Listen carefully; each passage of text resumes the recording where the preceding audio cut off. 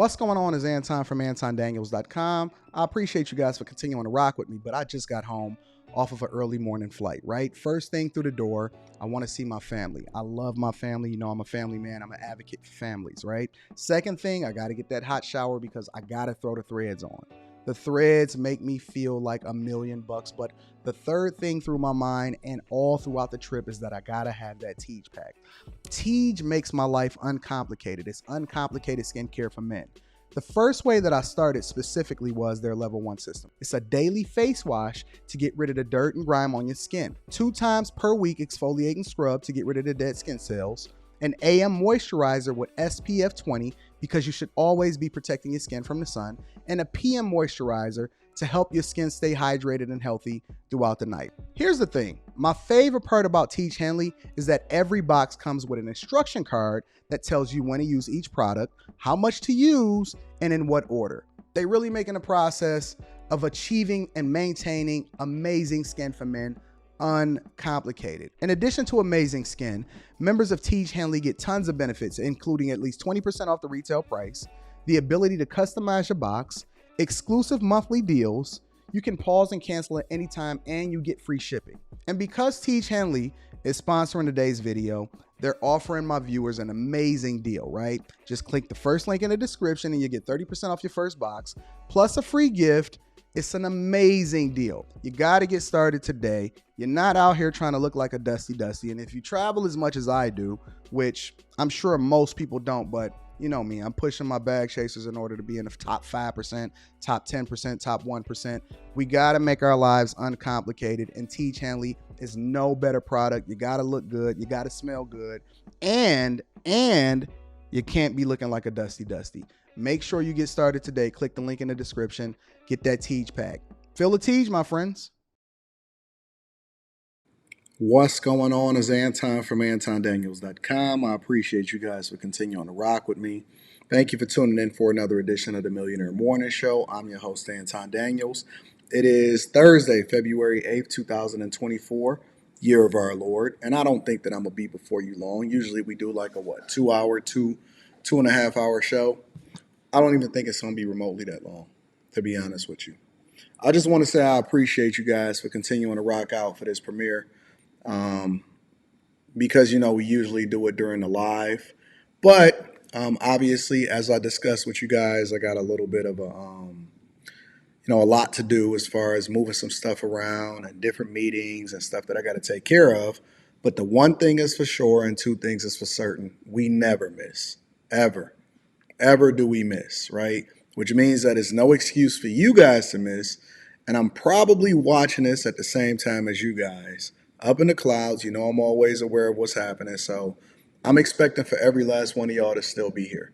Every last one of y'all to still be a part of what we got going on with the Millionaire Morning Show. Let's go ahead and get the housekeeping out of the way first and foremost. I want to thank Tiege Hanley, 30% off your first order plus a free gift.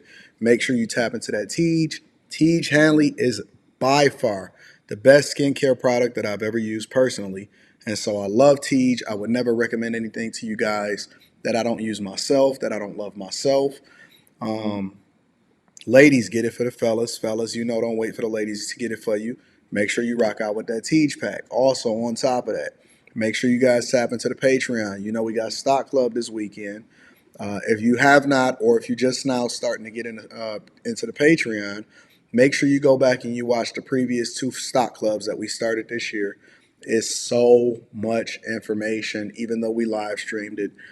We re-uploaded it for everybody just to make sure that anybody that's joining it that's new, they don't fall behind and that they continue to trend towards the direction that we're going in, because you know we only rock with people that's going in the direction that's going forward and up. We don't slow down, right? So we want to make sure that we got our investment strategies together, want to make sure that we got our portfolios popping, and so you guys got to make sure that you tap into Stock Club. Also, I'm dropping another video, so it's going to be back to back.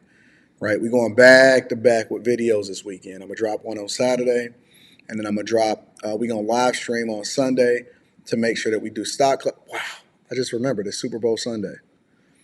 We got to figure that out. I'll keep you guys updated on what's going on. I'll make sure that I figure out what's going on before we do our live stream tomorrow on Friday. But yeah, make sure you join the Patreon. The link is in the description as well as pinned to the top of the chat. We're doing some awesome things. And then we're going to have our first Patreon meetup for the year. We scheduling that out. And so much information, so much growth. When you do join the Patreon, or if you are a part of the Patreon, make sure you tap into the Discord. The link to the Discord is in the description of any of the most recent videos. So let's make sure that we get that bag, and let's make sure that we run it up. We got any more housekeeping items? Oh, after hours. So we are popping off with after hours tonight. I'm expecting to do after hours tonight because Thursdays is mine. So we got a lot to talk about. We're going to really dig into this Monique situation with Kevin Hart. I'm going to leave that for after hours. I want to dig into the Monique situation because she said that Tyler Perry cost her over $10 million. So that's going to be today on this particular live stream. And I want to make sure that I get you guys through your day. So make sure you hit a like for the algorithm, subscribe to the channel, and turn on your notifications. We're going to run it up. I'm expecting to see all of y'all, Azriel, Kojak, Spaces, Trap and Slay, all of y'all. I'm expecting to see every last one of y'all in the chat today. All of y'all know who y'all are. I'm not going to say all of y'all by name because then y'all going to be getting offended, acting like Anton ain't. Why he ain't. No, listen, you know who y'all are. Y'all my dogs, y'all my babies. Y'all know I got to make sure I take care of my people, and so we always going to run it up. So without further ado, let's go ahead and get into the show, ladies and gentlemen. You know what we do. You know how we go about doing it, and you know what's first. It's Quick Hits. Quick Hits is a segment of the show that we want to keep you informed on what's going on across America, right? Especially financially, what's happening in the different cities, how you can make some adjustments culturally, whatever. But we don't need to dedicate an entire segment to it. We just want to keep you guys informed on what's happening out here in these streets, right? So first and foremost, we got to talk about food prices because I've been communicating to you guys for a long time that when you wind up getting these raises or you see what's happening in California, and we know what's happened with Pizza Hut and that they laid off all of their drivers, and now they basically depending on delivery apps. We don't know what's going to go on with that because Gavin Newsom is a crazy man over there in California. But food prices are skyrocketing. It's starting to affect what's happening in the markets. Take a look. Meanwhile, higher regulations mean higher costs. The burritos and Big Macs are going to cost more in California because minimum wage in the state just jumped $20 an hour. All of that's happening in April. And that will find its way to you. Fat Brands chairman and founder Andy Wiederhorn joins us now. Andy, thank you so much. Curious about how you see in your business higher wages. If you have to pass that on to the consumer, is the consumer handling that? Well, the consumers who are voters must have known what they were getting into by promoting this legislation to raise the minimum wage from $15 to $20 and on its way to $25. And look, everyone wants their employees to make more money, but it just costs and someone's got to pay for it, and the restaurant operators don't have the margin for that, so prices are going to go up. Andy, you've got the McDonald's CEO talking about affordability. Everybody thinks of that brand and thinks of a cheap meal, a fast meal. Having said that, we know that Big Mac combos are running roughly $18, and it's not a surprise when you see minimum wage at $20, but there's so much pressure on the fast food chain to bring that price down. Even President Biden calling out the grocery chains and saying, bring your prices down or we'll call you out. In some cases, they can't do it and still run a business, can they? There's no way. I mean, look, a restaurant operator makes anywhere from 5 to 15% in the bottom line at the end of the day. And if your labor cost is 1/3 of your cost, so 30%, and you raise the wage from $15 to $20 or $25 over the next couple of years, you're almost doubling that cost. And so they're going to have to raise prices. I mean, there are things you can do as an operator to promote value. For just as an example, you could do an all cheese pizza instead of a pepperoni pizza or barbecue chicken pizza. Things like that. You can control your portion size. You can use a little bit of technology. But look, we're still in the hospitality business, and the guest experience has to be number one. I mean, as we return from COVID to dining rooms and dining out and even to-go food, I mean, the guest wants a good experience, and that just costs money. And the reality is that, listen, I don't know what our president is doing. I don't know if his advisors are actually informing him on how things go in the restaurant industry or in the hospitality industry. We actually covered the hospitality industry on Stock Club.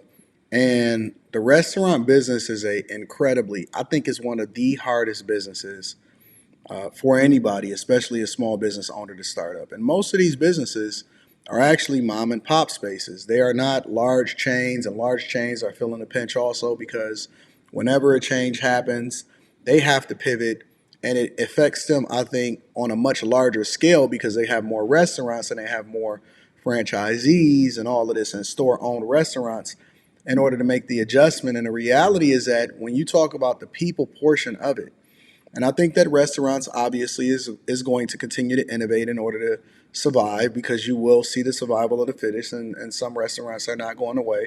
But you can't just say, hey, bring down the prices. Okay, well, that's going to cost for the elimination of jobs. It's going to cost some more investment in technology. It's also going to affect what you guys legislate on the back end. It's also going to affect inflation. We got to pass that cost over to the consumer. And so it's not as simple as just, hey, bring down the prices as a grocery chain. Even in the grocery aspect of it, because I've actually worked and understood the technology side of retail, we know that grocery for Walmart, for example, even though they sell the most groceries, I think they sell 1/4 of all groceries in the United States of America. That is largely a loss leader in most aspects of it, especially when you consider the shrinkage, the losses of different things being transported, people stealing, stuff getting broken, have to throw it away, it gets old, it goes on the shelf, it doesn't sell, whatever, right? And so we know that there's a lot of shrinkage, and we also know that the margins are incredibly thin, and they use that as a loss leader to hopefully get you in the door, and then ultimately get you to buy something over in the rest of the store that has a bigger and better margin, and then can help the company be profitable. But it's not as simple as a one size fits all.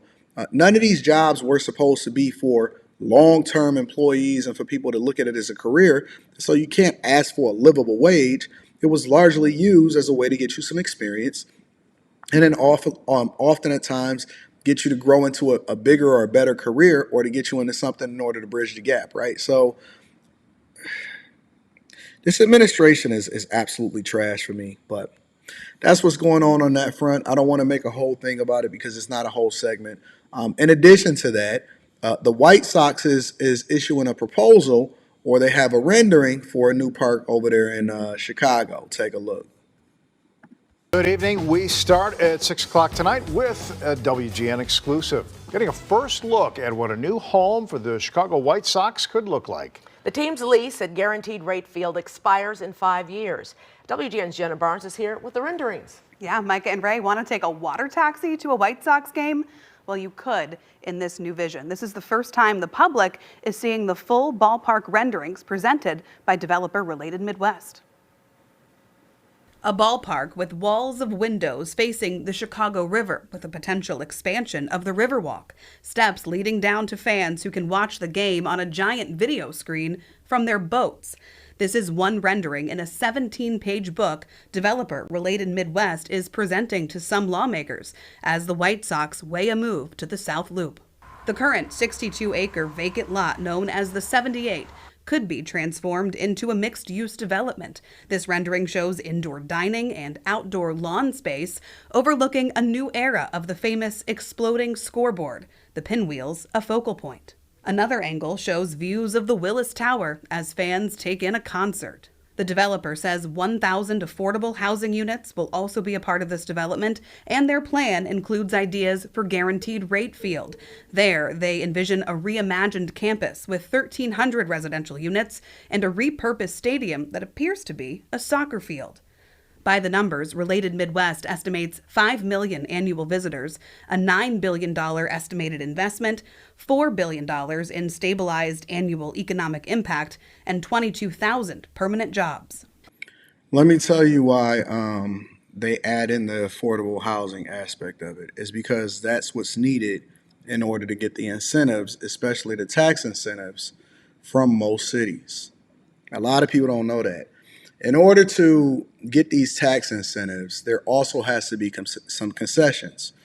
How do I know this? Because I've been to a lot of meetings where a lot of these developers make these proposals, and then one of the things that the city get back, obviously including jobs and construction and some kind of economic development, but one of the things that they ask for that comes as a result of the residents is they're trying to stabilize, not pushing people out, and so they have to add so many housing or stabilization projects in order to be able to get the incentives from the city itself, right? So we'll see how this plays out. Obviously, we know that there's always long-term things at play. And if they wind up pushing this proposal through, it'll be interesting how it affects the city. So we'll pay attention to what that economic impact looks like. And then last but not least, ladies and gentlemen, Netflix is being sued as a result of their new series called Griselda. Take a look by the family of the person that they're portraying. Check this out, y'all. The highly anticipated Griselda on Netflix. I swear, I know what I'm doing. Features Colombian actress Sofia Vergara playing the woman known as the Cocaine Queen of Miami and the Black Widow. But the buzzy docuseries spotlighting South Florida's wild drug trafficking in the 70s and 80s and covered by NBC News. They were a huge name in Colombia. Has hit a real-life legal hurdle with her son, Michael Blanco, and her estate claiming years of notes, stories, and personal narratives were taken with no compensation. Netflix, as we've alleged, is using these ideas that were part of interviews, that were memorialized in writings and notes. Nobody else could have those ideas and nobody else could have those stories. The emergency motion filed by Blanco and his team names Netflix, Sofia Vergara, and the company she co-founded, Latin World Entertainment. Netflix has declined to comment to NBC, and Vergara. I'm proud of the whole show. I think I couldn't have done anything without, this cast. Seen here at the premiere with Access Hollywood, told Telemundo this week that she was not very aware of the lawsuit because she's been on tour. Él sí que me da admiración. But so essentially, the family is trying to get in on a dig as far as compensation from Netflix in order to try to make sure that they get their cut of the pie. And I don't know how you guys feel about that, because it's a drug empire. You know what I'm saying? I actually watched the series over the last couple of weeks, over the last 2.5 weeks. I think I watched like 2 or 3 episodes. I don't watch a whole lot of TV, but I was kind of, doing a lot of the shows from the house because Rita had her surgery and stuff like that. And it was actually really good. I really, really liked it. I think that she did really great. They had an awesome, I'm kind of a movie nerd like that because I be referencing all of these different movies during the live streams and stuff.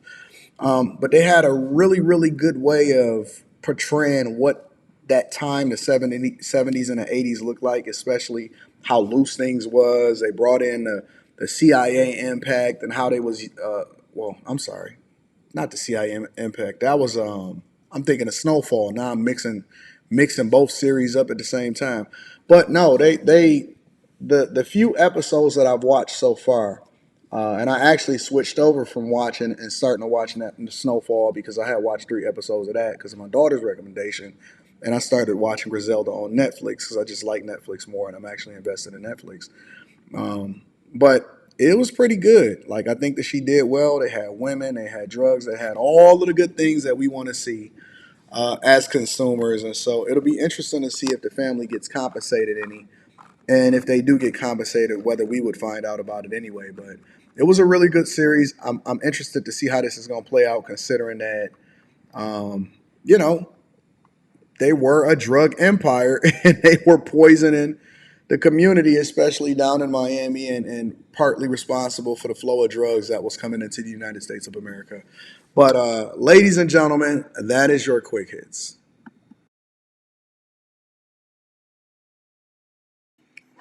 I'm so used to reading things, after the quick hits and super chats and stuff like that. But y'all don't worry about that. We just going to continue to take care of business. We're going to run it up. We never miss. We always got to keep you guys informed on what's going on in the news. And so let's just go ahead and get into the next segment of the show. The first thing that I want to tackle is crime that's happening across the United States of America. Of course, we got to go over to Fort Worth. But also, we got to first talk about Chicago. Now, again, I'm not really a fan of talking about what is happening in Chicago. I'm going to be honest with you. It's not that I want to pick on Chicago, but I mean, some of the wildest headlines, and I don't know, maybe y'all should blame y'all news stations. Blame the criminals first.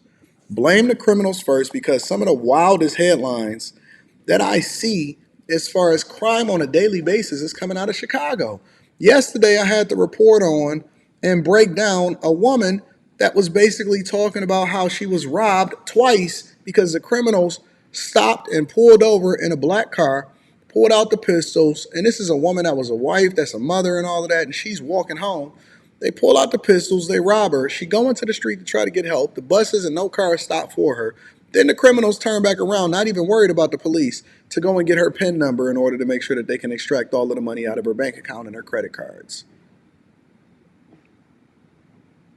It's like the Wild Wild West across America, but Chicago is almost like the poster child and have been the poster child for what crime looks like in the city. And right now, they're having a car theft problem, which raises insurance rates and messes up what it is that people want to do as far as whether or not they can leave their cars parked, so it then messes up economic activity in the city.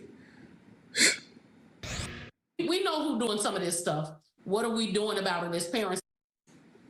A Chicago alderwoman has simply had enough of the car thefts plaguing Chicago. And there are certainly more than enough to talk about. Tia Ewing has the shocking number of crimes recorded in just 1 week's time. Tia. Well, Dawn and Terrence, it was so shocking when I saw the actual number that I had to call over the executive producer to look at it to make sure I wasn't seeing things. Car theft was the highest it's ever been in the city of Chicago last year, but this year the thieves aren't slowing down. In 7 days, 457 cars have been stolen. Let's stop there for a second, Joe. Let's really just pause and take that in. In 1 week, okay, so according to the news, it said last year was the biggest year as far as the amount of cars that were stolen in the city. Let me say that again. Last year was the biggest year in Chicago's history. That means ever recorded, in which they've had car thefts on the books, okay? So if last year was the biggest year that they ever recorded, and this year they're already on pace, and we aren't even a full 2 months into the year, what does that mean? They stole over 457 cars in a week. I wonder if this is just a large gathering, like Mayor Brandon Johnson likes to say. I wonder if we could just call this a large gathering. What y'all think about that? 457 cars in a week, over 65 cars stolen in a day. And shout out to the alderwoman. I actually am a good, she's cool. I had her on the show. And she echoes the sentiment of my heart, because I say the same thing. I know that you're checking this out. Shout out to you. But she said, listen, we know who the culprits are. We know who the people are that's stealing all of these cars.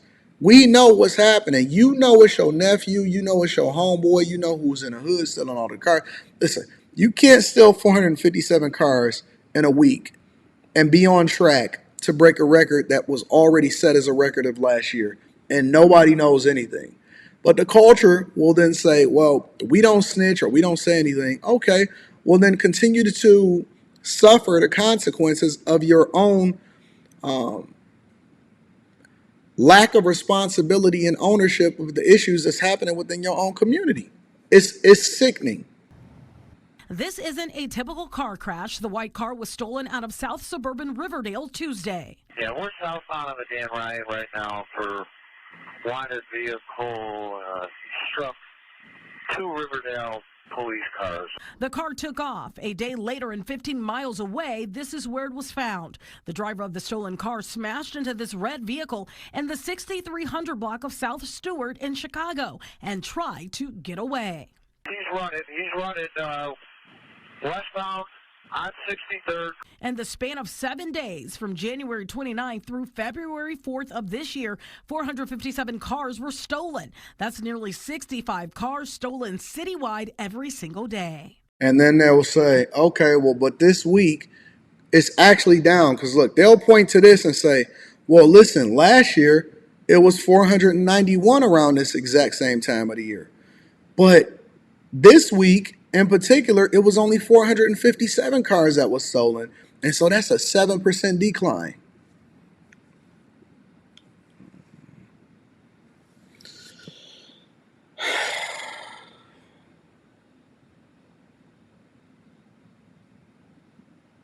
You know, we are our own worst enemy. When we don't raise our children to be what we want them to be, when they go outside and tear up you know, it'll be the very ones whose son is in jail or who is out here perpetuating a crime that then will sit up here and rail against and be in your Instagram notes talking about, yo, we need to get tough on crime. It's the police fault. Let's hold the elected officials accountable. They only respond to the crime. They can't prevent it. You prevent it by being an active citizen in your own neighborhood, your own community, and more importantly, in your own household. Stolen. That's nearly 65 cars stolen citywide every single day. On the side of accountability, you do the crime, you do the time. Facts. That's actually slightly down from the same time period last year. But Alderwoman of the 20th Ward, where this crash happened, says it's not enough for Chicagoans to complain about the problem. There has to be action taken. This safety plan is just not on CPD in the city of Chicago. This is on all of us as neighbors. The stolen car crash sent 5 people to the hospital with serious injuries. One of them is in critical. The driver of the stolen car was arrested on scene. Charges and citations are pending against him. And it's never the person that's perpetuating a crime that actually suffers or, you know, is in critical condition, or they're never the one that actually dies or anything like that. It's always some innocent bystander, somebody that was just trying to go to work, somebody that was just coming home from work. It's always somebody else that suffers the consequences. And then this person winds up getting out on a Safety Act, right? If y'all not familiar with that, that's basically like a no bail, slap on the wrist. Hey, make sure you appear in court. You can wind up doing whatever it is that you want to do when you want to do it. They basically are continuing to empower criminals. And then also on top of that, we know that the budget in Chicago is shot because they're reducing headcount and they're trying to save money because they still supporting what's going on with the migrant crisis. The young people who are still in these cars are young people. Like let's make it plain. When we look at the videos, you can look at these are babies. We could have caught that baby in 3rd grade, but we was too busy figuring out how many jails we could build for them instead of really giving them the support they need. So that's why. That's on the parents. I'm sorry, Alderwoman. You know I love you. You know I rock with you. You know you're my homegirl. But it's not about giving them the support they need. It's about holding the parents accountable for having children, and they know they're not supposed to be having children. And it's our cultural norms, and it's the thing that we support. So it's not about catching them in 3rd grade. It's about catching them before they even conceived. If we just gonna be real, it's about catching them before they're even conceived. I said, it's accountability on both sides, and parents know what your damn kid is doing. Facts. Well, if you want. But it's not just in Chicago. Let's spin the block real quick and let's head over down to Texas. Because when this story came across my desk, and this is how you know that I'm not just a smoke giver to certain cities, but it's whatever it is that's happened throughout the community that we have to hold each other accountable on, because it's not best for us. And if it's not best for us, then we got to bring it to the front of the congregation. When this came across my desk, and I seen this in my email, it made my heart sink. It really did, because, well, just take a look. You can hear it for yourself. I don't want to describe it. I want you to see it for yourself. And you can see why I start to feel some sympathy and some empathy for the people that didn't even ask to be here. Allen police say a woman taken into custody this week by SWAT officers during a standoff at a home terrorized her children.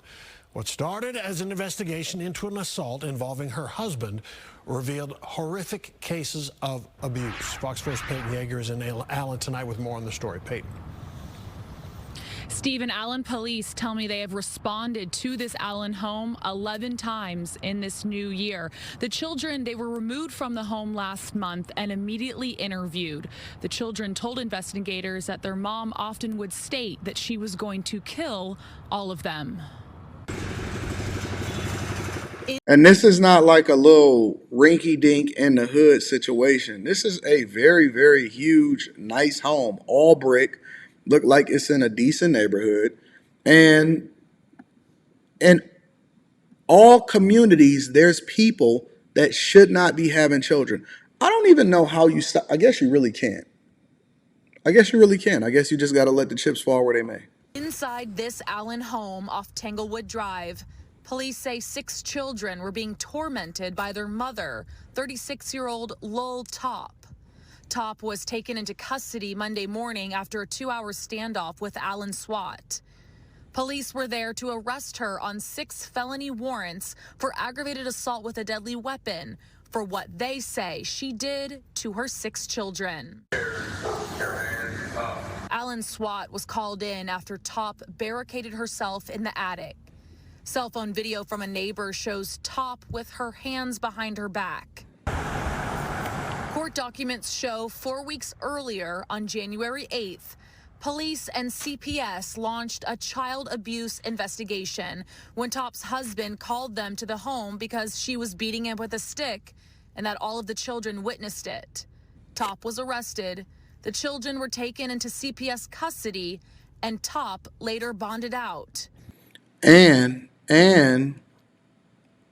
had 6 children and a husband.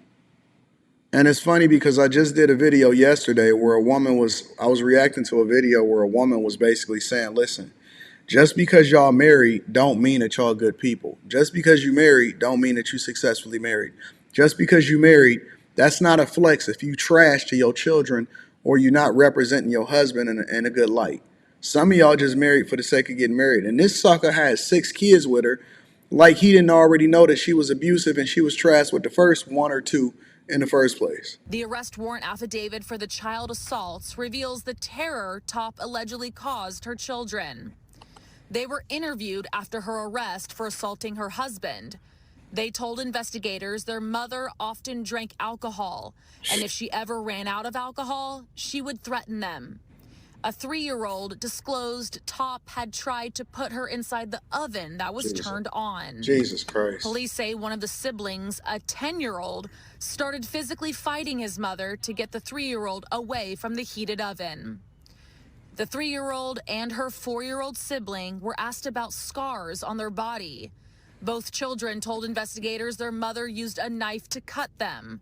They said their mother would become angry and threaten to cut their hands and fingers off with a cleaver knife if they didn't help her find alcohol. One boy told detectives his mother once held the knife to his tongue. Plus, the boy said his mother made him drink alcohol, but he spit it out. This is crazy. I mean, it's just absolutely crazy and insane.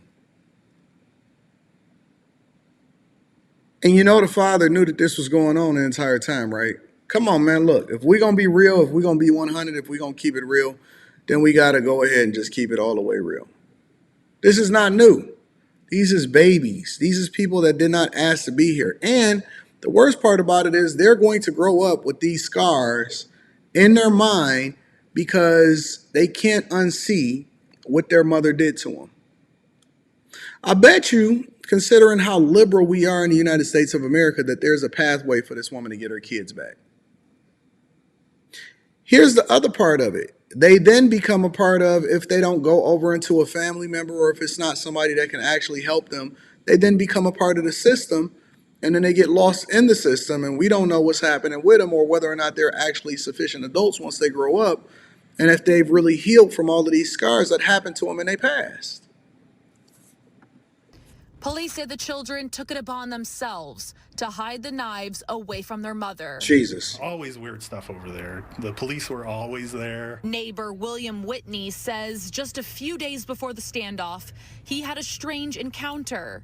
Whitney says Top and another woman knocked on his door and asked to borrow Wi-Fi. Seeing the kids playing out here by themselves, no supervision, and to know that was actually happening down there is sad.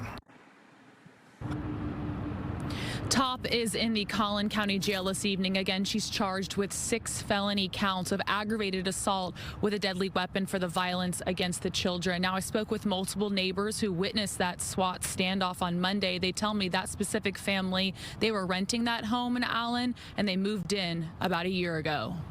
And she was asking him, listen, if that's not the biggest red flag that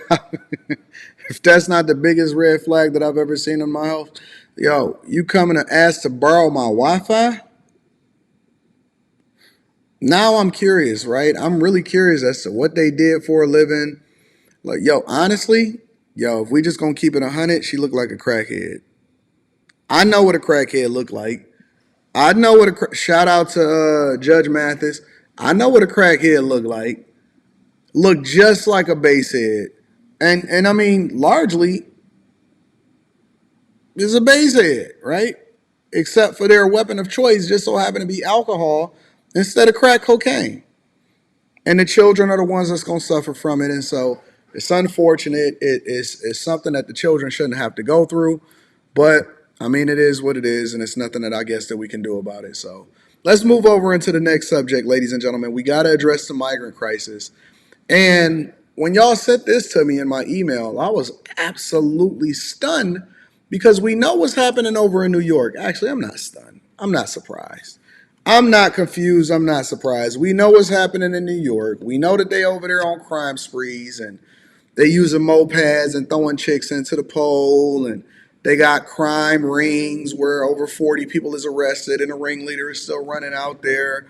We know what's happening over in Tennessee and that they starting to end up over in Boston and they hiding them in the Atlanta airport. And we know what's happening in Chicago, and Denver is saying y'all can't come here no more. And now they starting to evict them. And, you know, we've done reports, so many extensive reports about how Chinese migrants are now going to TikTok to look for clues and get exact directions and instructions on how it is that they can get into the border much easily. Even though Texas is fighting a good fight, they getting into it over in Phoenix and Arizona and California and stuff like that, right? Without any kind of reservation whatsoever. And then they catching flights and they heading over to your city. And then you'll see them and they'll end up all the way in Minneapolis or something. And we like, well, how did they end up over there? How did a migrant wind up getting over here when they came in over there? Who gave them a ride? How did they get here? And so, you know, I'm not going to get into the conspiracy theories today. I just want to have a conversation about what's happening out here in these streets. And I'm hearing, honestly, that migrants is out here mollywopping people. But before we get into that, let's talk about making sure that we are compassionate towards them. This is Chicago's very own WGN News at 9.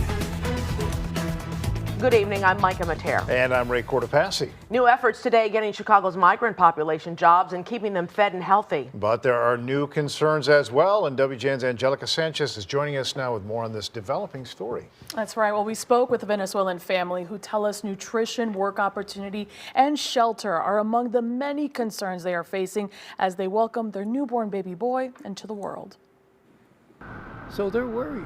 Benito Pinal is a volunteer helping a Venezuelan mother who just gave birth to a baby boy via C-section. He says she is concerned about the nutrition she will receive inside the Inn of Chicago, a shelter near the Mac Mile. They continuously complain about the food here. The migrant family's grueling journey to the United States lasted. Imagine not even supposed to be here. Imagine being here illegally. Imagine complaining about the food that you're getting that's free. Imagine also getting the free health care, and we don't even know who you are. Imagine busting it down for a real one and having sex and getting pregnant and creating whole families here that's now considered American citizens because they were born on American soil. Also imagine them being intentional and having a child here in order to make sure that they do have an American citizen that's born here on American soil. See, we ignoring all of the signs that are trying to pull on your heartstrings in order to get you to accept that this is our norm, that this is something that we should be doing, that this is something that, you know, should be participated in. And it's not right. In no way, shape, or form is this right, or should we be made to have sympathy for this situation, considering that this is illegal. It is not of the law. It is not. I mean, listen, I can accept it with legal migration into this country, but illegal immigration into this country and then have the nerve of you to sit here and complain about your conditions and getting free health care and getting free food and the quality of the food when you're getting it for free. And then you'll have Brandon Johnson over here in Chicago, because this is happening in Chicago.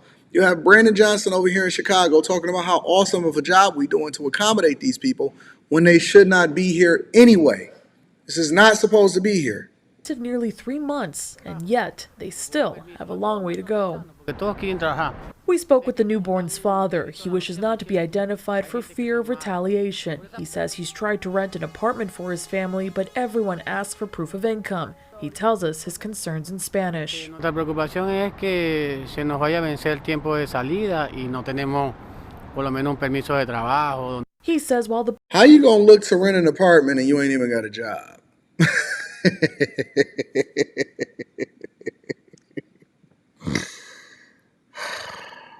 Jesus Christ. birth of his son is a blessing. The things keeping him up at night are future housing, the need for a work permit, and nutrition available inside city shelters. Right there on the Magnificent Mile. Right there in the heart of tourism capital. Right there in the heart of over 30% vacancy rates. Right where all of the tourists are and where people walk and they do their shopping and all of this stuff. That's where they got the migrants hanging out at and running it up. Changes are underway inside shelters. Last week, the city of Chicago selected 2 local agencies, 77 communities, and 14 parish to provide meals for the new arrivals.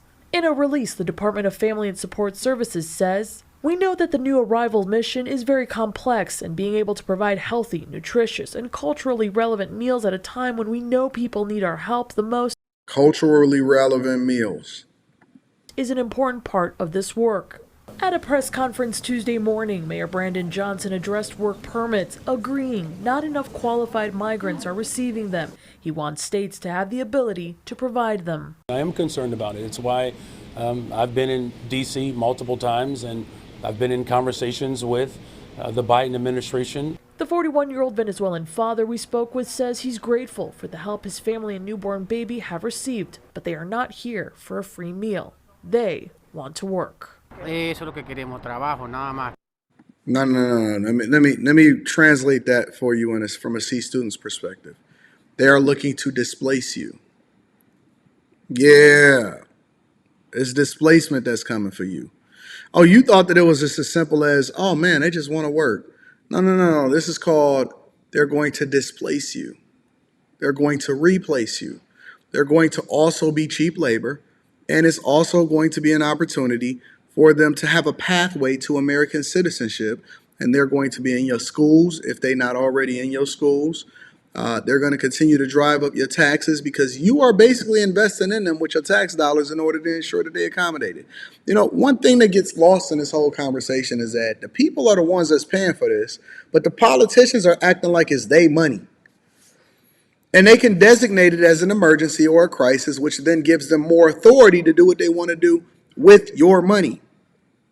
And people then say, well, no, I don't want to participate in the process and holding my elected leaders accountable or calling them or at the very least participating in the voting process. You're paying them. Why wouldn't you want to determine who it is that you want to pay? Because you have to pay no matter what. See, the taxes is going to come out of your paycheck. In order for you to live in any environment, you got to pay your property taxes. It's all coming out of your money. Now, how they manage the money and where they allocate it to is a completely different conversation, but it's your money. It's your money. You're paying for it. It's coming out of your pocket. And so why wouldn't you want to hold your elected leaders accountable? See, I'm doing all of the heavy lifting over here because I'm bringing you the information. I'm informing you. I'm letting you know what's happening under your own nose. You get mad at me and you say, hey, man, why you keep reporting on what's going on in my neighborhood and stuff like that? Don't you want to be informed? Don't you want to know what's who's going to displace you? Don't you want to know who's in the schools with your children? Don't you want to know where your tax dollars is going? Don't you want to know why you got to pay so many taxes in order to make sure that you support social services and why the police can't catch nobody? Don't you want to know why crime is out of control in your neighborhood? You don't want to know that, do you? You don't want to pay attention to it. See, I was on this early. I've been on this years ago. I've been reporting on this for a long time right here on the Millionaire Morning Show. Season after season, episode after episode, I've been bringing this to the forefront of the congregation to inform you of what's happening out here in these streets. Now, all of a sudden, it just became a worldwide phenomenon, and it's the number one issue. Now it just so happened to become the number one issue amongst people that are concerned about what's happening. See, I wasn't concerned when they said to open up the borders in the first place. Y'all wasn't concerned when Trump was in office and they said, listen, we need more resources for more border agents, technology, and to build bigger border walls and to plug in the holes where these people are coming in. But we just letting them in. And Congress fought them. Biden said that we're not going to build not another inch of border fence. He told you to your face. Right after, all throughout his candidacy, prior to and up to leading to Obama becoming president of the United States of America, he specifically illustrated that you cannot have any kind of American security, or you cannot really become a real country unless you can protect your borders.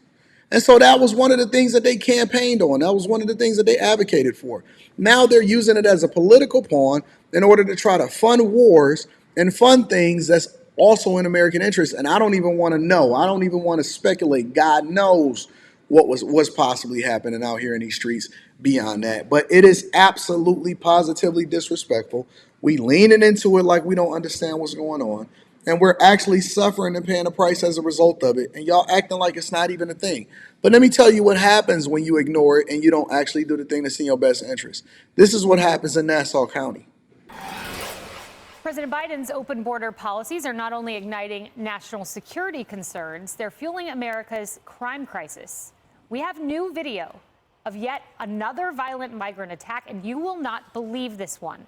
This video doorbell footage shows a migrant stealing a pro-Israel flag from a Jewish family's Long Island home. And one of the members of this family, by the way, lost a relative in the October 7th terrorist attack by Hamas. And there you see this individual taking that pro-Israel flag.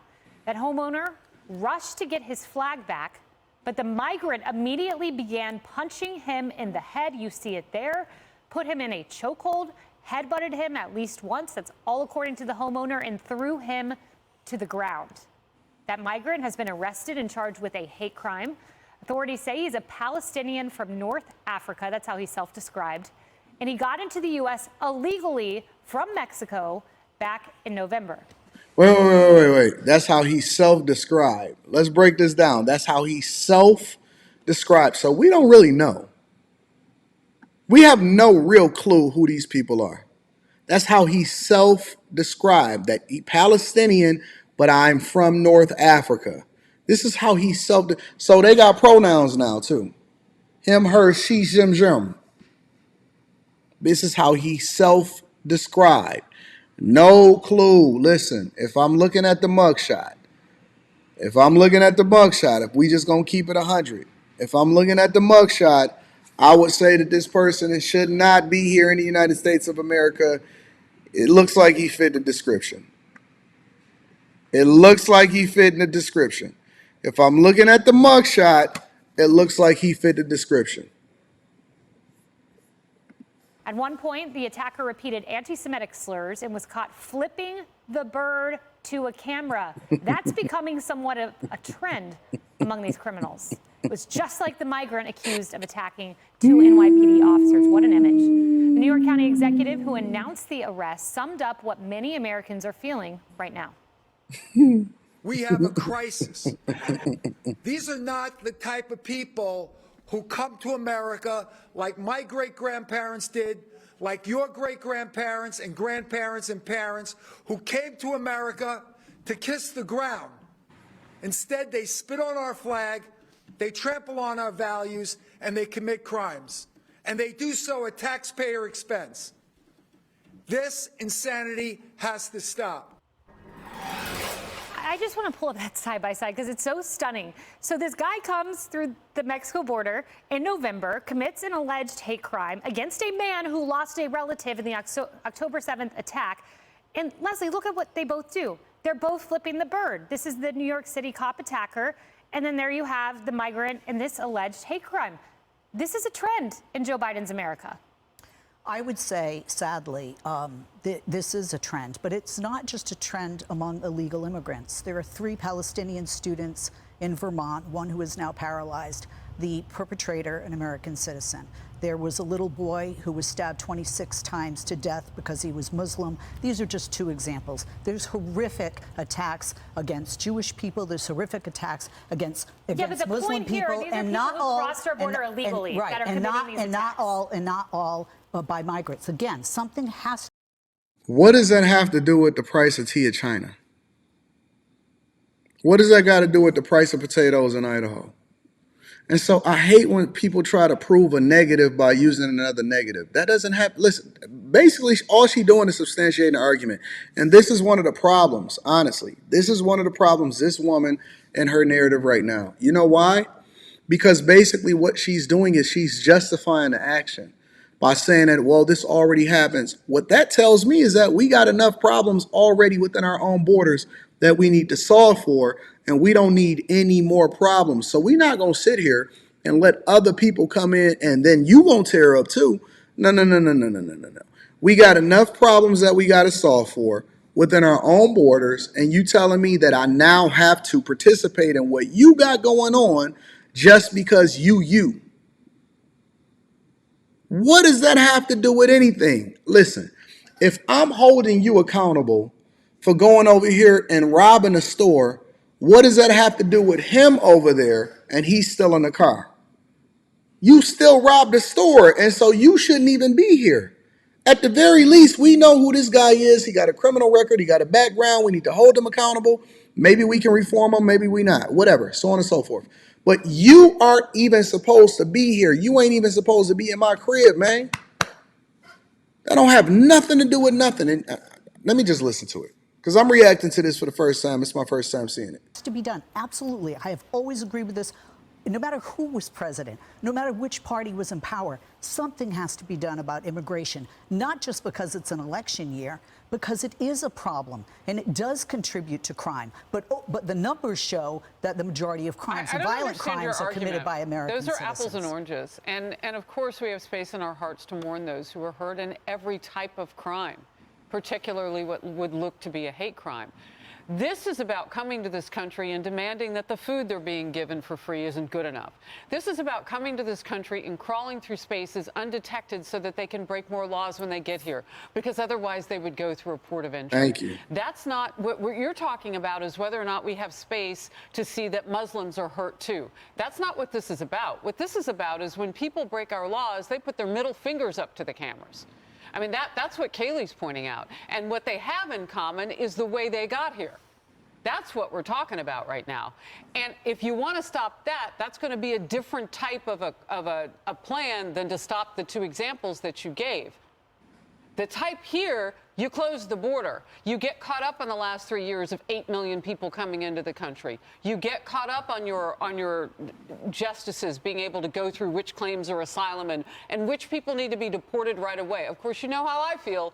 If you came illegally, we send you back and you figure out how to do it the legal way. And Emily, get to the back of the line. And I'm 100% in agreement with every single thing that she said. And it just so happened, let me give a round of applause to the black woman out here in these streets. And it just so happened to be a conservative black woman that had to break it down so that you can better understand exactly why we should not be tolerating this on American soil. See, listen, if I do it, then I'm going to get in trouble and I need to be held accountable because I am an American citizen. If you do it, you wasn't even supposed to be here anyway, so you're supposed to be on your best behavior. Look, if you go over to Singapore, and we already know that you can't play no games over in Singapore. I mean, from what I heard, I can't substantiate this, but just based off of the rumors, you got to be on your best behavior, because even if you throw some gum, if you litter, if you go over there and you start tearing up, they holding you accountable. They holding you accountable massively. We seen the woman, the Dubai woman, the woman that went over to Dubai, the truck driver chick, and she was over there causing a ruckus, and they had to arrest her, and they said, listen, you can't even come back into the country. We putting you out. We don't have those same standards. We don't hold people accountable. We don't have it to work, because when we go to other places, either you going to be on your best behavior or you not going. You can't go over there tearing up and doing what you want to do, but people can come over here and do whatever they want to do. And then not only do we not hold them accountable, but we also justify their behavior. That's dumb. Homeowner who is the victim of this hate crime, I want him to be able to speak here. He said this is happening because of open borders. And before letting people in, we need to see their backgrounds. We need to protect our country, our citizens, our taxpayers, straight from the mouth of the victim. Of course it is. Look at that, the video of your neighbor, of my neighbor, being attacked on his lawn. That is not only an assault, but it's an attack on all of America. Isn't that It the whole is. point that we're talking about? That flagrance, the absolute lack of respect, the lack of respect for our commander-in-chief's words of deterrence, the lack of respect for anyone trying to enforce the laws. Those police whose salaries we pay that are in danger every day to show up and arrest this guy. He's facing over 4 charges. Who do you think is going to pay for his 3 square meals a day in prison or in jail? Us. We are. Exactly. And you deserve it too. We deserve it because this is what we voted for and this is who has to pay for it now. And it's unfortunate because we still have people in this country that is justifying making sure that they continue to perpetuate this bad behavior. Yo, do you know that it's people, I was talking to women, a group of women online, so it wasn't in person. I was talking to a group of women online, kind of having a little back and forth in the debate, but at some point, because, I wasn't getting paid for that, so I ain't even going to promote that platform, and I'm not even going to go there. But at some point, I just had to pull back and just stop talking in general because they were so gung-ho about how they were advocates for not having the border open just because Trump was one of the ones that advocated against it. Let's move on, ladies and gentlemen. First of all, I just want to say I appreciate you guys for continuing to hold me down. We do not miss. Make sure you tap into the Patreon. Link is in the description as well as pinned to the top of the chat. Tiege Hanley, 30% off your first order plus a free gift. Thank you to everybody that support the platform. I appreciate you guys for hitting a like for the algorithm. I love you. I appreciate you. You are very, very, very much appreciated out here in these streets, man. Let's continue. So I want to get over into... because I've been really hammering home this week specifically, and a little bit last week, but this week specifically, about housing, evictions, homelessness, and I've kind of been traversing across the country as far as my research to determine how people are being affected, especially considering that the rent moratorium has been expiring across the United States of America that was put in place back during the pandemic. Right? And so when I'm determining this and I'm trying to figure out what's going on, I'm trying to see how it affects different demographics of people, right? So these next couple of stories we're going to go over, and I want to break down gentrification. I want to dig a little bit deeper into that. And then I also want to dig a little bit into homelessness because although I have not literally watched the entirety of some of these clips, I did watch them a little bit in order to make sure that they were sufficient for what it is that we're talking about. I need to hammer home a point to you guys because I don't really think that you understand how important it is to invest in you and invest in your future because the divide between the haves and the have-nots and the middle class is completely going away. And I'm starting to see more people that are older. And this is what we're going to focus on today because your grandparents is poor and your parents is really poor and they don't have anything put up for retirement. And you guys keep fighting me on how you need to invest in yourself and investing in your future. And then you're going to become a burden on taxpayers or you're just going to be flat out homeless. And nobody is going to be able to save you. Nobody is going to be able to save you. And older people are going homeless. We're going to go over to San Diego. And it's actually a little bit better over there, right? Over in California. Because at least they got good weather. But it does not mean that their conditions are any better. They are absolutely positively suffering, and it looks like they're going to live the majority of their days. The majority of their days is going to be spent trying to figure out where it is that they can get shelter every single night. Make sure you hit a like for the algorithm, subscribe to the channel, turn on your notifications. If you have not joined the Patreon, link is in the description as well as pinned to the top of the chat. Let's get to it, man. You're watching. California's rising unhoused population is a growing number of seniors aging without a home. In the next half hour, you'll meet members of this vulnerable group, see their living conditions, and witness the challenges they face when trying to find help. Thanks for joining us. I'm Monica Dean. When we think about homelessness, seniors aren't typically the people who come to mind, but data show they are the fastest growing group among the unhoused population. Recently, a new study shows people 55 and older living on the streets make up a third of the unsheltered population here in California. These are not just people who have been homeless for a long time. Many of them are experiencing this for the first time as seniors. According to the California's Homeless Data Integration System, between 2017 and 2021, the number of people 55 and over who sought homelessness services increased 84%. Let's stop there for a second. Do you know how big of a number that is to be growing by over 84%? By every stretch of the imagination, 84% is an outrageous number. 84% is an outrageous number.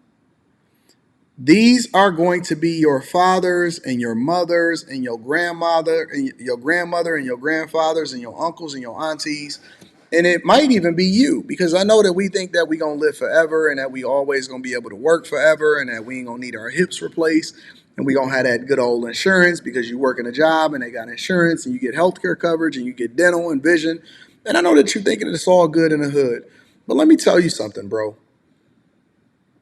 They were once us. They were once us. I am, and my bag chasers, my Patreon members, they will tell you, I am absolutely 100% dead set on pushing my people to make sure that they're investing in their future. And I tell them, listen, make the sacrifice now. You can do what you want to do for the rest of your life. Make the sacrifice now and you can do what you want to do for the rest of your life. Because the narrative is always going to be, well, you know, we got homeless in this country already, and why are we bringing migrants in? But we creating housing for it. You know, I was looking at some comments on a new development that I'm actually moving into today in downtown Detroit, and they saying, oh man, we need to create more homeless shelters. No, we don't. No, we don't. We need to create more opportunities and then make more informed decisions on how we're going to secure our future by doing the thing that's in our best interest, not create more homeless shelters. No, we don't. But we're going to continue to have more homeless people. And that's why you see trending on Instagram and TikTok and YouTube. Van life is still popping because people are trying to justify, oh no, I just want to live a little bit more simple. No, you poor. And let's just be honest, you can't afford to live the way that you live, and you complaining about inflation and housing and prices is going up. But we already seen this coming. I've been warning y'all for years about it. But you don't want to do it. You don't want to pay off the debt. You don't want to start investing in yourself. You don't want to have a brokerage account. You still having a checking account. And you think that you can finance your way to success. And you keep talking about credit scores. And all you're going to do is put yourself in the same position as a lot of these unhoused. You see how they've conditioned us? Listen, if you starting to look at the titles of my videos, I say unhoused, unalive sometimes and stuff like that. Because they've even subconsciously conditioned me to look at it from a sympathetic perspective instead of calling it what it is. It's homelessness. It's homelessness. They are walking, talking, and living on the streets and have no place to live. And now places like San Diego, which was supposed to be an oasis because it's got the third best weather in the wintertime in the United States of America behind Hawaii and Miami, it's supposed to be an oasis, but it's a tent city. It's turned everywhere in America. It's turning into a tent city. By comparison, people across all ages accessing homeless services increased by 43%. Those seniors are having to face tough choices: food, medicine, or a roof, with many of them on a fixed income and the ever-growing cost of living here in America's finest city. Seniors are faced with harsh living conditions and some very tough choices. Joining me now is NBC San Diego's Amber Frias, who has been researching and reporting on this topic. And Amber, you recently spent a few days meeting members of this vulnerable population and learning about how they fell into homelessness in the first place. Yeah, that's right, Monica. You know, we often hear that our homeless population just keeps growing. So I wanted to go out there, see why that is, and who these people are, the ones who are ending up on our streets. And in speaking with advocates and just being out there, you know, I came to realize these people are a lot older than what we sometimes assume they are. Yes, it's interesting to see the face of a topic that we certainly often generalize up close. And they are one of the most vulnerable populations. And Amber, they're facing a harsh new reality. Yeah, that reality is that working your whole life does not guarantee you'll have a roof over your head. Most of the people I spoke with simply cannot afford housing costs in this city. The majority had it one way or another, either struggled to keep up with rising rent costs or are simply unable to find places to live due to their limited financial resources. As a result, as you pointed out at the top, data shows seniors are indeed the fastest growing group among the homeless population. And with the help of one local activist, I got to spend some time with this growing community to better understand their living conditions and the challenges they face every day. Make sure you check in. That's a long story what she said. I'm going to go get a local activist. No, you're going to get somebody that you feel safe around, that know the terrain, that can help make sure that you stay safe when you go and talking to these people in order to do this report. That's what that means. On a recent morning in the Ridgeview-Webster neighborhood of eastern San Diego, Chuck Scott stopped by to check on his truck. He was with a healthcare worker from a local rehabilitation center where he was staying. There was a discharge me from the hospital on Saturday. What were you in the hospital for? I fell down right here. The stay at the center is only temporary. This is what Scott calls home. The 69-year-old has been living out of his truck for the past 2 years. Well, it's definitely inconvenient, because you gotta go and take showers at people's houses and inconvenience them, and it's not really easy to find places to eat, and it's not very comfortable to sleep in. Scott hardly stands out from the many people living in their cars at this same parking lot. As far as the sleeping arrangement, I'll sleep right here and try to move my seat as far back as I can so my legs will stretch up. A lot of times it doesn't work that way. And same with Irene, she'll try to do the same thing. Hey, imagine being a homeless couple together. No, I'll do you one better. Imagine being a homeless couple together, can't afford to find a place to live, but also you go and get a dog to be able to take care of, like a child. Why are so many people that are quote unquote unhoused, why do they always have pets to accompany?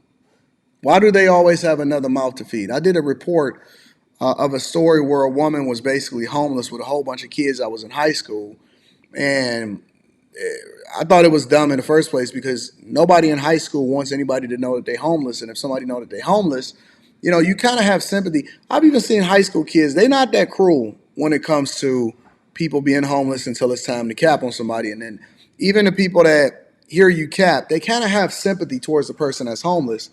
But I've basically, seen them having personal pets also. Like, how? Don't you got to feed? Ain't that another mouth to feed? And imagine being in a relationship and homeless at the same time, and sleeping in your car and hoping that your house don't get don't get towed away. Frank, who preferred to only go by his first name, and his partner Irene Rendon have called their truck home for 6 months. Jesus. It's been really, really hard. Real hard to get help. I thought I was on a waiting list for 6 months, and I'm not even on a list, and I thought I had done the footwork, and I just thought the government was going to help homeless people. You know what I mean? Why we have to jump through all these hoops to get housing? They want us off the street and stuff, and it's really hard. And to be honest with you, they got 2 dogs. Jesus Christ. And the dogs look like they're in better health than the dogs is nice, healthy, groomed, haircut.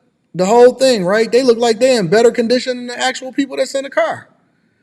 And here's the key. Here's the kicker, right? Because I still think that you need to do the thing that's in your own best interest and be responsible for yourself. But the kicker for this whole thing is the minute that a migrant comes over here, they get to stay in a hotel. Let me hit the triangle for myself. The minute that a migrant comes over here, they get to stay in a hotel. You better figure it out, though. You better figure it out. You better get it together, big dog. You're going to be on the waiting list. They come over here and get immediate help. You're going to be over here sleeping in your car with your dogs. A group all above the age of 55 find themselves in the middle of a growing crisis, aging without a home. Torture. California accounts for about a third of the nation's homeless population, and among this population, seniors are the fastest growing group. In San Diego, people 55 and older living in the streets make up at least 29% of the unsheltered population, with 80% of them becoming homeless in their own hometown. These are people that, have lived and worked here in San Diego their entire lives, who have just been priced out of the system and unable to, finish, in essence, in the homes that they had. Teresa Smith is the CEO of Dreams for Change, a nonprofit running San Diego's safe sleeping sites. The 2 designated lots offer safe, legal camping space for people experiencing homelessness. They are literally building tent cities now.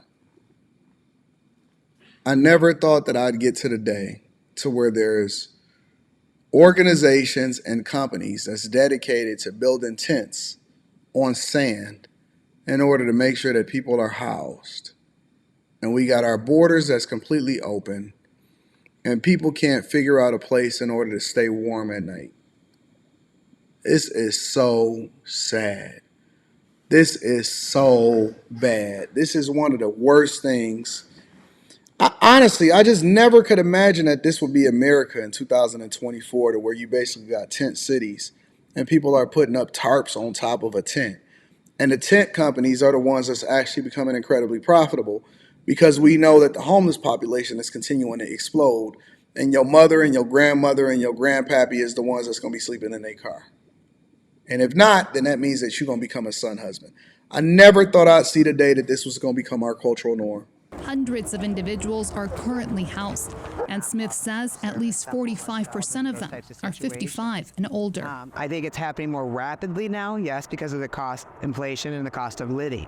It really is pushing them out of those housing situations, and there's nothing to jump back into. And we have such a shortage of literally senior housing. So even as they start to approach those senior ages, where they may need a little bit more of that support, as any other senior would be, there's nowhere that is supportable for them to even go. That's exactly what happened to Scott, who at one point was living inside his very own 1-bedroom apartment. My rent went from $800 to $1,600, and I couldn't afford to move back in after they remodeled. So, and they said they give me first choice to move back in, but I only get $1,000 a month Social Security. So how can I afford to pay $1,600 a month? I can't. Stories like Scott's are common, especially among the older populations living on the streets. How often do you see people, of older age, like seniors, like 60, 70, coming into the shelter? You see a lot of them. A lot of them that need medical attention and stuff like that. And a lot of them that shouldn't even be here should be somewhere else, like convalescent home or something, And it's sad, I mean, I'm surprised they ain't got kids that want to take care of them. Some people are stuck in their old ways of not trying to get help for themselves, being stubborn. That's how I am, I won't call an ambulance, come and help me. I'll lay there and die, I don't care. That's just me. Daniel Ofredo is currently living at one of San Diego's safe sleeping sites. He managed being on the streets for the past 20 years until life started catching up to him. Now, at 51 years old, Lofredo suffers from a wide range of illnesses. I'm dealing with sciatic nerve damage in my right leg. I got cellulitis, other issues, I don't want to get into. Research shows that living on the streets prematurely ages and sickens people. When talking about homelessness, 50 is the new 75. Margot Kuchel, director of UC San Francisco's Benioff Homeless and Housing Initiative, has been studying senior homelessness for the past decade. Whether it be measures of cognitive decline, mobility problems, problems with function, falling, all of the things that we usually think of happening to people in late life just happen to people 20 or 30 years earlier. And it's unfortunate because even though we're armed with this information and even though we're armed with this data and we know that it happens and we know that it's something that could absolutely transform your life and impact you, we still live in La Vida Loca. We still YOLO out here in these streets. Yeah, that's cute when you're in your 20s. But I think that when you start to get into your upper 20s and you start to hit 30, you start thinking about life a little bit differently. Because I know for me, I was like, you know what? I got a daughter and I don't want her to be saddled with student loan debt. And I want to make sure that my family is straight if anything was to ever happen to me. And so I honestly started to put things together and started to put things in place in addition to being very intentional with how it is that I leverage and spend my money. And then instead of being out here tricking off in these streets, I started investing. And I think that at some point I realized, okay, well, it's time to break out. It's time that I can have both because I've made enough money and I've gotten to the point to where I could retire and I don't have to worry about money ever again. And then at the same time, I want to continue to invest because I want to live a certain type of lifestyle. But I'm also sympathetic because I coach a lot of people and I have a lot of conversations based off of finance. And I give people game and I'm really, really holding them accountable on making sure that they're doing the thing that's in their own best interest. You don't want to have to depend on Social Security and the federal government, in which it's not even fully funded. There's no guarantee that Social Security is even going to be around by the time that you decide that you wanted to retire, or when the workforce forces you to retire because there's no more opportunities left for you, or your body break down and you can't take it anymore. And so you hold on as long as you possibly can, but then you can't hold on anymore. We got automation that's displacing people. We have AI. Migrants is coming over here and they taking over a whole bunch of jobs. Your body breaking down. You tired. You tired right now when you're only 32 years old. What you think you're going to feel like when you're 64? I don't want to have to work for the rest of my life in order to be able to maintain a lifestyle, or at the very least keep some shelter over my head. It'll be a cold, cold day in hell before you ever see me out here homeless. And I'm not going to sit here and having my daughter take care of me. She should be able to live a full life herself and also be able to thrive. And I should be able to pass something down to her. But I think that a lot of people is just ignoring it. They acting like it don't exist. They acting like it's not a problem. They acting like they're not going to have to, at some point, pay the piper. You got to get rid of the debt and you got to start investing in yourself. You got to start pouring into your 401k. You got to start pouring into your Roth IRA, your Roth 401k. If you're not doing these things, then you are going to be exactly like them. If you think you can live, and you, some of y'all got this high school mentality where you was messed up in high school and then you said, no, when I get to college, I'm gonna get it together. And when I get out of college, I'm gonna get it together. And when I wind up getting a job, I'm gonna get it together. No, when I turn 30, I'm gonna get it together. No, you're gonna live your whole life and be broke your whole life. And that's no way to live. That's no way to thrive. Let me pivot for a second, okay? I want to get into this next story really quickly, and then we're gonna get into the whole Monique situation. Because I actually want to review a video, I have not seen it at all, about what she was talking about as far as Tyler Perry. And I don't think we're going to review the whole video, but I do want to get into that. I want to get into gentrification, because gentrification is now hitting everywhere.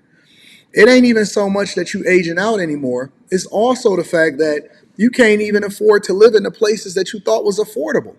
And the place that you thought that was going to be your forever home now is changing. The landscape is completely changing. But they followed this woman that decided to hold out over in North Nashville, where the complete landscape is changing. And it's funny because I remember when everybody was moving over to Nashville. Especially during the pandemic. I've always thought that Nashville was a beautiful place. It was one of the best hotels, the Gaylord Opryland, that I've ever stayed in my entire life, right? One of the best hotels that I've ever stayed in my entire life. They got one of the best malls, the best downtowns. I remember all of the bars in downtown. A lot of them down one specific stretch of the street. They were interconnected, meaning that you can go into the back and go through in the back of the bar and then be into the next part. They're all interconnected from the inside and not just from the outside. Then I think you got Vanderbilt out there. It's a great landscape. But Nashville has largely started to become unaffordable. And I know some people that live in Nashville and they're like, yo, my home prices is exploding, but I can't sell. I said, okay, well, why you can't sell? Well, because if I sell, I'll make a lot of money, but then I got to mortgage another place, and then I got to find somewhere else to live, and then I'm going to have to get into this housing market, and the interest rates is high, and so you stuck between a rock and a hard place, and your net worth don't even mean anything because you don't have the funds and the resources to be able to get out and do anything that's more productive. But let me jump into the story, and I'm going to share this with you guys really quickly. City the size of Nashville, there is no shortage of new construction and homeowners dealing with new neighbors and changes to their neighborhood that are out of their control. I want somebody to just respect me. Take me serious and just give me a little respect. If you want to use something of mine, ask me, don't take it. Marcia Jordan has lived in the same 2-block radius her entire life. The North Nashville resident is the last one in an original home on Ireland Street. Marcia reached out to us concerned that part of a new home right next door was actually built on her property. News Channel 5's Hannah McDonald has been digging into her case. Hannah and photojournalist Catherine Stewart show us it truly is a case study of urban gentrification. Present-day Ireland Street is worlds away from the Ireland Street where Marcia Jordan You knew your neighbors. put down roots. It has changed tremendously. You could sit on the porch, drink coffee, and talk to your neighbors. Now I don't know my neighbors because they change each week. For 3 decades, Marcia has had a front row seat to change. The gentrification has driven every neighbor elsewhere, except her. Probably about 2 years ago, that neighbor left and she sold to Rise Development. She left last week. She said she couldn't take it. She sold and she left. Marcia's home sits in between 8 new builds. There used to be just one home on either side. They want to give you maybe $400,000 and they build 4 and they sell them each for $850,000. Well, guess what, ma'am? You don't get to determine the price that they selling theirs for.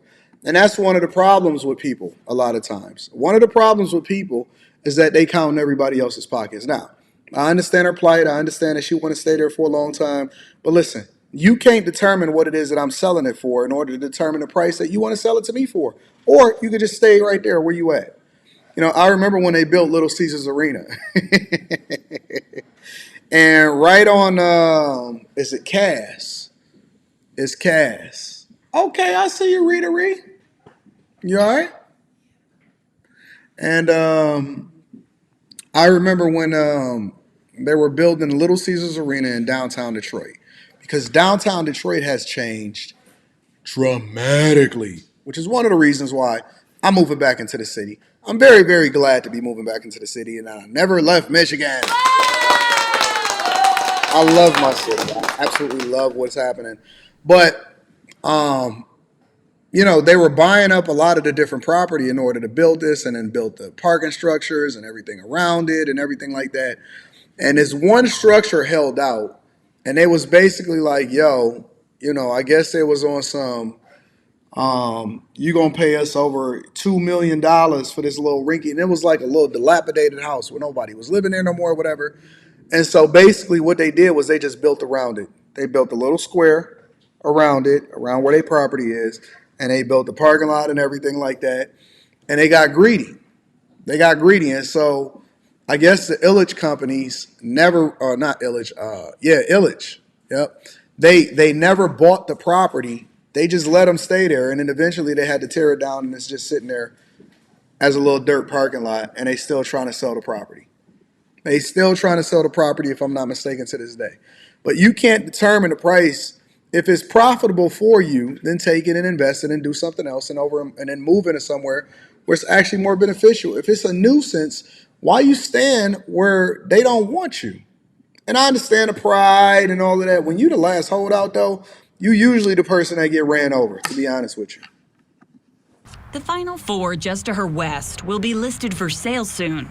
They did this. Marcia wanted us to see damage to her fence done during construction of one of the new houses. They told this complete up. She also showed us a gutter on the house which touches her fence. It's touching. You can't, it's touching. He built a house on my fence.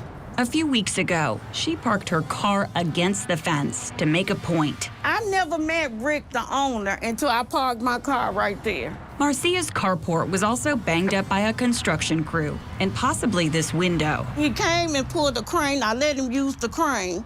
He pulled the crane and he tore my carport and don't even want to fix it. Didn't give me one dime. We were both surprised when the developer, Rick Wells, showed up.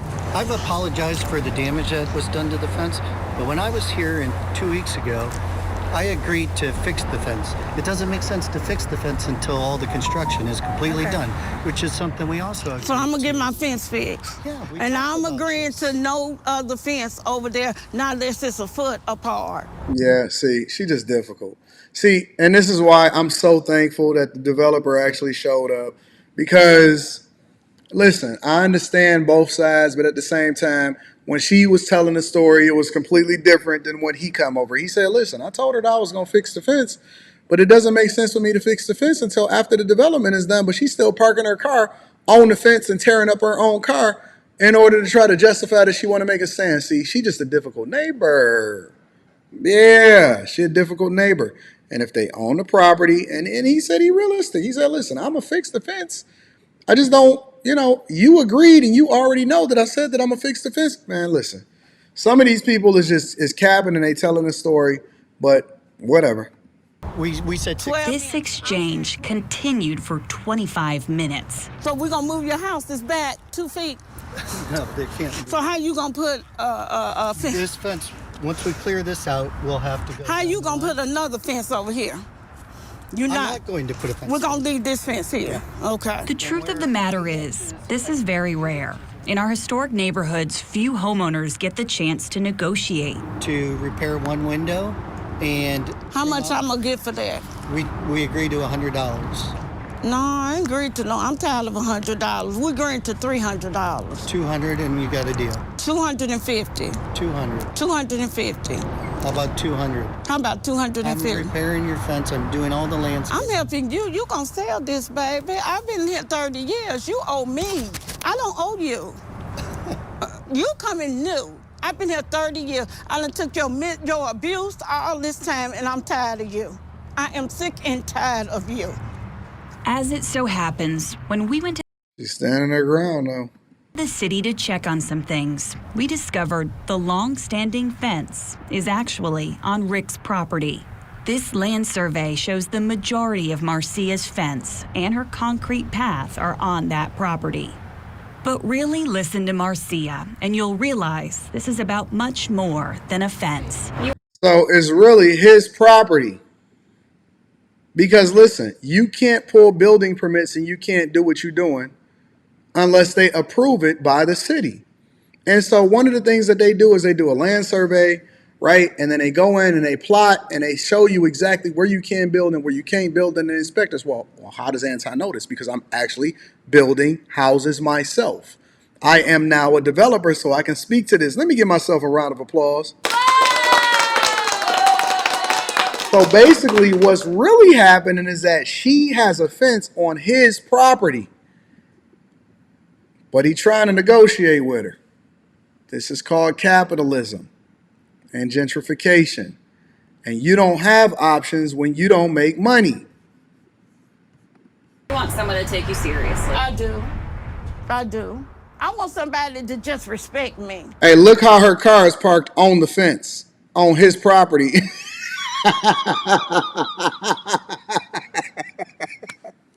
Hey, look how her car is parked on his fence, or her fence on his property. She literally parked the car on the fence to make a point, and it's actually on his property. And when they started doing the research, it was more than what it is that she was describing it to be. But I also am sympathetic to the fact that she want to do what she want to do and she don't want to ever leave because she's been there for 30 years. I get it. I get it. Take me serious and just give me a little respect. If you want to use something of mine, ask me. Don't take it. Man, she need to get on up out of there, honestly. She just need to go ahead and get up out of there. She keep playing games. Ain't nobody going to respect you, baby. You playing games with yourself. If you think that you're going to be able to do what you want to do and fight these big developers, it's over. It's 100% over. In North Nashville, Hannah McDonald, News Channel 5. So gentrification is going to happen everywhere. And it's kind of a difficult subject to broach in a lot of instances because you're stuck between a rock and a hard place. You don't want places to continue to be the ghetto, but then at the same time, you have to be sympathetic to the people that you're displacing. However, capitalism always wins. So I'm always willing to be on the other side of the fence where I'm going to be successful instead of being a person that's trying to prevent you from doing whatever it is that you want to do to me. That's the lesson that I'll take from this. I am absolutely a capitalist. I'm sympathetic to your situation, but I'm 100% a capitalist. Let's go ahead and get into this Monique situation. But before we do, make sure you hit a like for the algorithm, subscribe to the channel, turn on your notifications.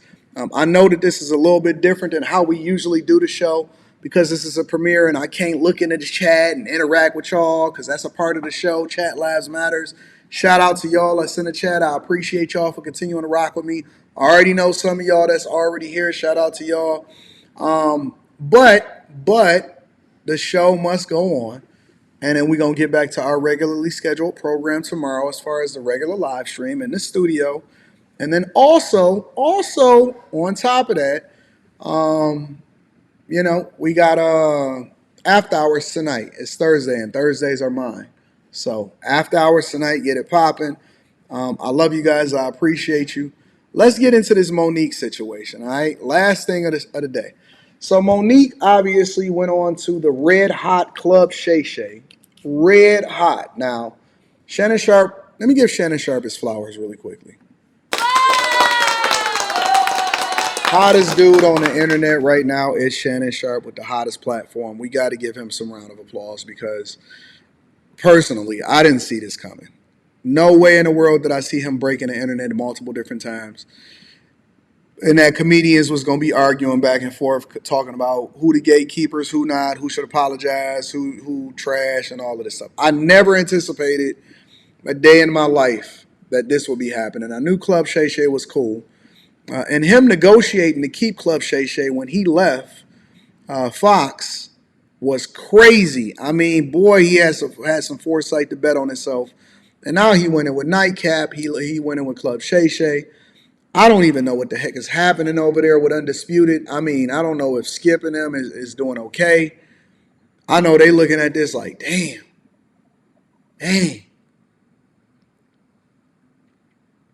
But I want to get into this conversation. So apparently Monique is speaking on Tyler Perry costing her and her family tens of millions of dollars.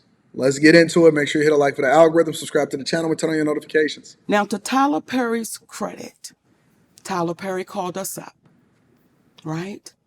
And he said, I can see the pain in you and I can hear it.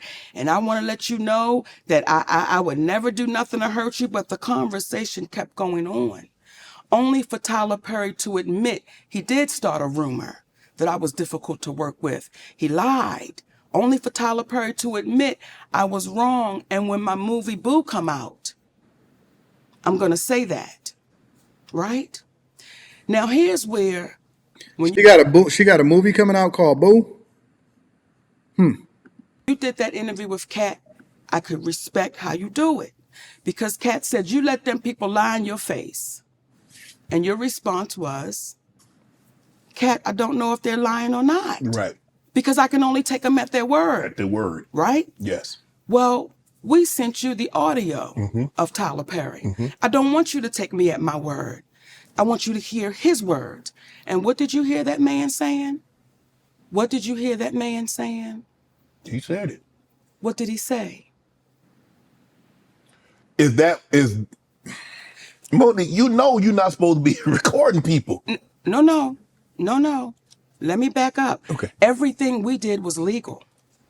And here's where a black woman really gets the kick in the ass. Had I not recorded Tyler Perry, then it would have been my word against his. And then on top of that, it would have been, he's so powerful, we can't even pay no attention to that. Right. Well, now I have him on audio, which is legal to do where we live. Right. Here we go. Now Anton got to be the bad guy. And I'm going to be 100% objective, and I'm going to give my honest to God opinion. I'm not going to say what everybody want me to say just because it's the PC thing to do. That's not what I do. I'm going to say what I really believe. All right? And I think we all need to be honest with what we think and how we see things, and that makes for a better conversation. Number one, I remember when Monique was out here throwing D.L. Hughley, and I'm not a fan of D.L. Hughley in no way, shape, or form. I remember when Monique was throwing D.L. Hughley under the bus unjustifiably, and I'm not sure that she ever really apologized for some of the most egregious things that she said, especially with regard to bringing his family into it. So I'm not a fan of Monique, all right? But I'm still going to look at this objectively, and I'm going to give my opinion based off of what I see. Here's my first question. Is Monique really difficult to work with? Because from all optics, it looks like it. So is it a rumor, and is that what she's painting the situation to be? Or is she just being railroaded? That's number one. Number two, I don't care what you say. I don't believe in recording personal conversations that have nothing to do with business. If it got something to do with business, then cool. But if it don't have nothing to do, listen. If somebody call you in order to try to look out for you, that's not the time that you then hit the record button on the conversation. I'm just not a fan of that. Unless it got something to do with a contract negotiation that somebody can then say, oh, no, I didn't say that. Then that's a completely different thing. And you're not supposed to send a bunch of recordings out to other people in order to try to substantiate your argument. It is what it is, right? Because first you want to give them credit, and I know how this works. I know how the game works, right? And so people always want to give you credit so that you can build credibility within yourself. And then so they can basically say, hey, listen, it's nothing against you. This is just what you did, and I don't agree with it. I'm considering a source, man. I'm just being objective. I'm being objective. Because when I watched the Netflix series or the Netflix special that she wound up getting, it was not popping, in my opinion. It was not hitting, in my opinion, personally. But I know that comedy is subjective, so you can't then say that something is or it isn't, whatever it is. It was just not hitting for me. Personally, it wasn't hitting for me. But let's continue to hear what she got to say. Okay? We have him on audio. And do you know what some people then said? Don't record. Why would you record him? Just like you sat there and said, you know it's illegal to... But did you hear what the man said? I violated you. Yeah. I mistreated you. Yeah. Do you know, Shannon, that's cost my family tens of millions of dollars? Yeah. Over a lie and a rumor? Is he gonna compensate you for that? So here's my question. Why would people make up a rumor about you that you're difficult to work with? I'm just trying to figure out what the incentive is. Because I always have to understand the why. I'm not saying it's true. I'm not saying that it's not true. I haven't heard no audio, so it really doesn't matter. I'm guessing that she's going to release it in the movie, right? And then everybody going to be on her team, rah, whatever. But my question still remains. Why, for no reason at all, just out of the blue, just because you and you a black woman, would somebody say that you're difficult to work with if you're not difficult to work with? That's all I'm asking. I'm just asking a question. I want you to look in your camera. Yes. And I want you to talk to Tyler Perry because you heard what that man said. So ask him, will he compensate my family for that? Tyler, will you come on Club Shay Shay and let's have a conversation about the fair compensation for what transpired between you and Monique? Well, how does he owe her money? I'm not even a Tyler Perry fan. Listen, I ain't a fan of none of these people, to be honest with you, except for Shannon Sharp. How does Tyler Perry owe her money? How does he owe her money? What do you consider fair compensation? So he's supposed to write her a check for what, $10 million? Man, I ain't giving nobody nothing. I'm not giving no, bro. No, we ain't did no work together. You ain't made me no money. And I don't owe you nothing. No, I don't agree. And I don't care what y'all say inside of the chat. I don't know who's saying what because I'm not looking at it live. I wish I was live. I should have saved this for tomorrow. No, we kicking it. We here. I don't believe in that. I don't owe you nothing. I don't see where I owe you anything. That don't make sense to me. It's not hitting to me. I don't see it, bro. You can't tell me about no fair compensation. Fair compensation for what? Because I felt like you was difficult to work with. You can sit right here and she's sitting right here and you and I can have a conversation. And Will, do you want... If Shannon pulled that off, I will call him the GOAT of all time when it comes to interviewing. Better. And give me 5 on that, baby. Where do you want better, Shay? My husband and I'll sit right next to him. Nope. See, with this whole situation, I wouldn't show and up. some of the people that Kat talked about, wouldn't. ironically, I have this issues with those same people. There were people that reached out to Tyler Perry on my behalf. Okay. And I was grateful for that. Okay. There was Al Sharpton, the Reverend Al Sharpton, civil rights leader. Yeah. I sent him that audio. Snake Sharpton. He listened to it. He said, baby, what that man did to you was wrong, and you're like my daughter. And we're going to have to get him to fix that. Right. We didn't hear from Al Sharpton for 6 months. The next time we saw Al Sharpton, he was on a podium talking about we don't need to fly commercial because we can fly Tyler Perry's private jet. I said, that's why maybe I'm not hearing back from him. Okay. Then we had our beautiful sister, Stephanie Mills. Yes. Okay. Who is, she don't play. Yes. Right? Mm-hmm. I told her what happened, sent her the audio. Now, I wouldn't listen. For me personally, I just wouldn't touch this with a 10-foot pole. Because it seemed like everybody that she talks to or she reaches out to or they go back and forth with, eventually she come back for him. And I just wouldn't personally deal with it. I don't like dealing with people that always got drama surrounding them, that every single time that they open up their mouth, it's always something drama related. I just don't like it. I'm not a fan of it. I don't like it. It's not my thing. I like peace. I like love. I like peace. I like being in a great space. I don't want to be associated with or around. Every time that I kick it with you, it's always an issue and we got to fix something. And I don't want to do that. I don't even want to do that in my own household. I don't know if she listened to that audio or not. But however, she called Tyler Perry. She said, Monique, Tyler Perry does not want to revisit this. Okay, fine. Right. While we're on the phone, Tyler Perry calls her back and says, I will meet with Monique, but not with her husband. Now, you ready for this? Yeah. And then Monique has to apologize publicly to say Oprah and I had nothing to do with messing up her career. But that'd be a lie. Look in the goddamn camera. I thought that was a stage the way you...